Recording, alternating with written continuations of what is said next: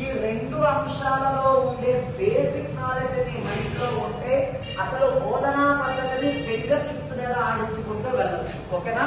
జాగ్రత్తగా చూసుకోండి. అసలు నేను మెథడే చెప్పట్లేదు, అందులో ఉండే మెయిన్ థీమే చెప్తున్నాను. రైట్.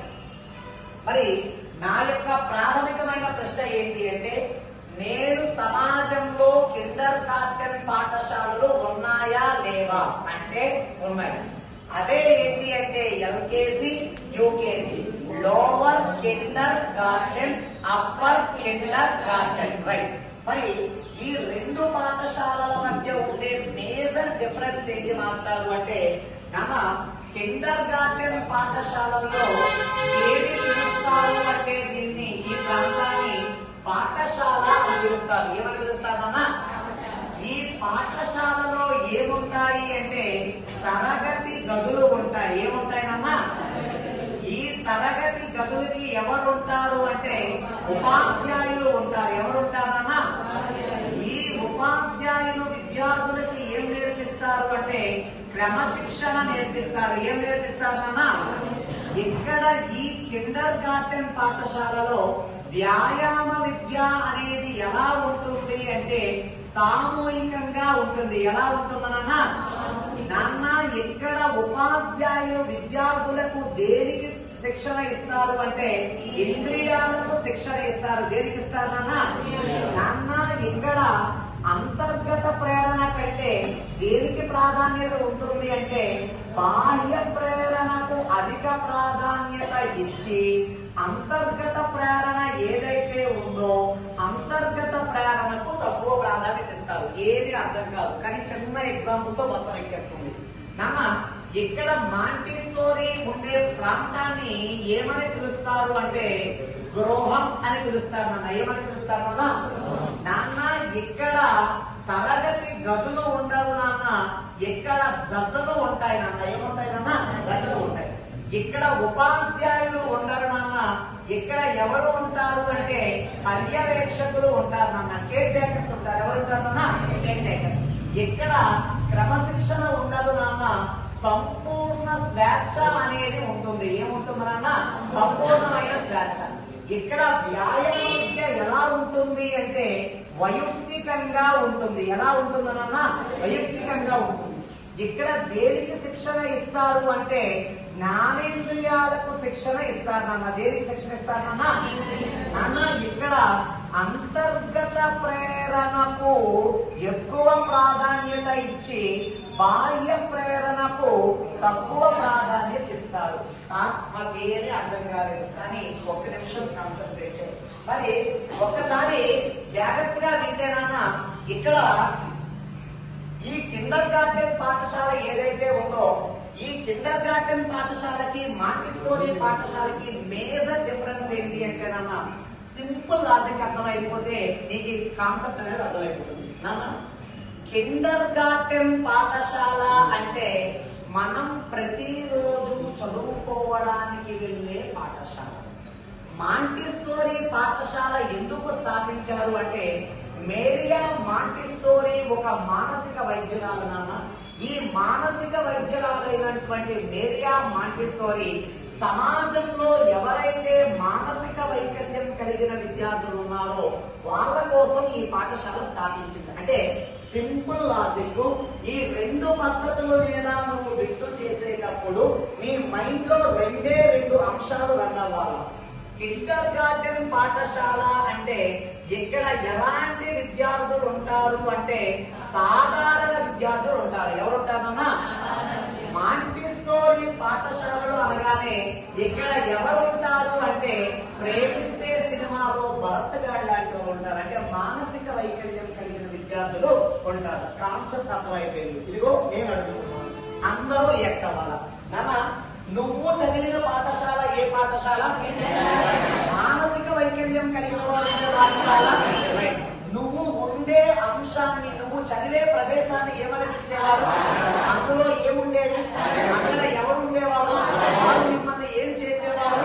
వ్యాయామ విద్య అందరికీ నేర్పించేవారా? నీ ఒక్కడికి తరగతి గదిలో పెట్టి నేర్పించేవారా? అంటే అన్ని ఇంద్రియాలకు శిక్షణ ఇచ్చేవారా? ఏదో ఒక ఇంద్రియానికి శిక్షణ ఇచ్చేవారా? నువ్వు తరగతి గదిలో చదువురా చదువురా చదువురా అంటే చదివేవాడివా, నీ అంతకు నువ్వు పుస్తకం తీసి చదివేవాడివా? అంత సీన్ లేదు, మాస్టర్ చెప్తేనే చదివేవాడు. ఇప్పుడు ఇక్కడ మానసిక వైకల్యం కలిగిన విద్యార్థులు ఉండేవారు. మానసిక వైకల్యం కలిగిన విద్యార్థులకి పాఠశాల ఉండేది కాదు, వారికి ఒక సంపూర్ణమైన గృహం ఉండేది. అందులో మూడు ఏళ్ల విరామంతో కొన్ని దశలు ఉండేవి. మీరు నాన్న డెఫ్ అండ్ డమ్ స్కూల్స్ కి వెళ్తే టీచర్లు ఉంటారు, కేర్ టేకర్స్ ఉంటారు, ఓకేనా? అక్కడ విద్యార్థికి సంపూర్ణమైన స్వేచ్ఛ ఉంటుంది. ఎందుకో తెలుసా నాన్న, నువ్వు ఇక్కడ కానీ విద్యార్థికి సంపూర్ణమైన స్వేచ్ఛ ఇచ్చావనుకో, సాధారణ పాఠశాలలో నువ్వు మొదటి రోజు నువ్వు ఉపాధ్యాయుడు ఒంటి మీద ఇలా చేస్తే రెండో రోజు వాడి నెత్తి మీద కూర్చుంటావు సంపూర్ణమైన స్వేచ్ఛ ఇస్తే. కన్నా ఒకవేళ ఇక్కడ నువ్వు క్రమశిక్షణ నేర్పించావనుకో, ఇక్కడ ఎలాంటి విద్యార్థులు ఉంటారు? మానసిక వైకల్యం కలిగిన వారు, అంటే నాడీ వ్యవస్థ లోపం కలిగిన వారు, మైండ్ పనిచేయని వారు, చెవులు వినబడిన వారు, కాళ్ళు పనిచేయని వారు, ఇలాంటి వారు. ఇప్పుడు మైండ్ పనిచేసిన విద్యార్థి ఇక్కడ ఉన్నాడు. వాడిని కూర్చోబెట్టి చదువుతావా చదవవా, చదువుతావా చదవవా, చదువుతావా చదవంటే ఆయనకి ఇలా ఇలా ఇలా ఇలా ఎక్కిపోయి ఆయన చేతిలో ఏది ఉంటే దాంట్లో వేసేస్తాడు. వాడిని ఎప్పుడు నువ్వు ఇబ్బంది పడకూడదు. సంపూర్ణమైన వాతావరణంలో సంపూర్ణమైన స్వేచ్ఛ ఇచ్చి అక్కడ అభ్యాసం జరుగుతుంది. కావున ఇక్కడ వ్యాయామ విద్య అందరికీ ఒకసారి అయితే ఇక్కడ వైయక్తికం అంటున్నారు. ఎందుకో తెలుసా? ఇక్కడ ఎలాంటి విద్యార్థులు ఉన్నారు? మానసిక వైకల్యం. ఇప్పుడు స్కూల్లో అందరికీ డ్రిల్ చేయిస్తున్నారు నాన్న. ఇప్పుడు ఎలా రిజల్ట్స్ ఆధారంగా 1 అంటే ఎలా అంటాం, 2 అంటే ఎలా అంటాం, 3 అంటే ఎలా అంటాం, 4 అంటే ఎలా అంటాం. ఇప్పుడు ఇక్కడ 1 అంటే ఒకటికి వినిపించదు, ఎందుకంటే డబ్బాడు ఉంటాడు, డబ్బాడు ఉంటాడు. మరి వాడు వినిపించినప్పుడు వాడు ఇలా అనగలడా అన్న అనలేదు.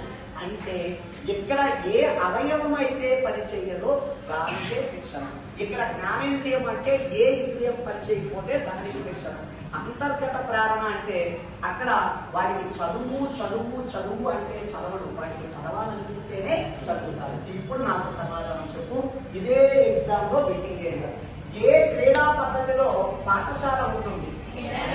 ఏ క్రీడా పద్ధతిలో తరగతి గదులు ఉంటాయి? ఏ క్రీడా పద్ధతిలో ఉపాధ్యాయులు ఉంటారు? ఏ క్రీడా పద్ధతిలో క్రమశిక్షణ ఉంటుంది? ఏ క్రీడా పద్ధతిలో వ్యాయామ విద్య సామూహికం? ఏ క్రీడా పద్ధతిలో ఇంద్రియాల శిక్షణ? ఏ క్రీడా పద్ధతిలో ప్రవేశాన్ని గృహం అంటారు? ఏ క్రీడా పద్ధతిలో విద్యార్థుల వయస్సును సున్నితపు దశలుగా విభజిస్తారు? ఏ క్రీడా పద్ధతిలో పర్యవేక్షకులు ఉంటారు? ఏ క్రీడా పద్ధతిలో సంపూర్ణ స్వేచ్ఛ ఉంటుంది?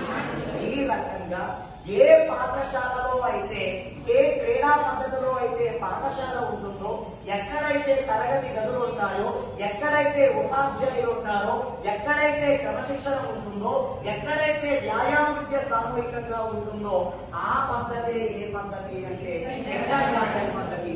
ఎక్కడైతే గృహం ఉంటుందో, ఎక్కడైతే దశలు ఉంటాయో, ఎక్కడైతే పర్యవేక్షకులు ఉంటారో, ఎక్కడైతే సంపూర్ణ స్వేచ్ఛ ఉంటుందో అదే ఏమిటి అంటే మాంటెసోరీ పద్ధతి. అంటే నువ్వు క్రీడా పద్ధతి మీద బిట్టు చేసేటప్పుడు కిండర్గార్టెన్ పద్ధతి అనగానే సాధారణ విద్యార్థుల పరంగా ఆలోచించాలా, మానసిక వైకల్యం కలిగిన వారు అనగానే మాంటెసోరీ పద్ధతి ప్రకారం ఆలోచించాలి. అయితే నాన్న ఇప్పుడు నేను కిండర్గార్టెన్ పద్ధతి కోసం మాట్లాడుతున్నాను. ఒక ఇప్పుడు బేసిక్ నుండి వెటర్లోకి వెళ్తున్నాను, జాగ్రత్తగా చూసుకోండి నాన్న. కిండర్గార్టెన్ పద్ధతి, ఈ పద్ధతి అసలు దీని యొక్క మెయిన్ థీమ్ ఏంటి అనే విషయాన్ని మాట్లాడినట్లయితే ఇక్కడ ఖతర్నాక్ బిట్టడగడానికి ఆస్కారం ఉంటుంది నాన్న. చాలా చాలా ఇంపార్టెంట్ ఏరియా, జాగ్రత్తగా చూసుకోండి. మరి ఈ కిండర్గార్టెన్ పద్ధతి ఏదైతే ఉందో నాన్న చాలా ఇంపార్టెంట్.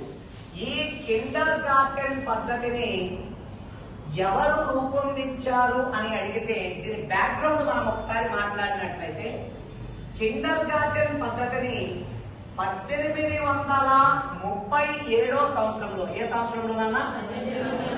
ఈ 1837 సంవత్సరంలో బ్లాడ్ బ్లంకెన్బర్గ్ అనే ఒక నగరంలో, ఏ నగరంలో నాన్న?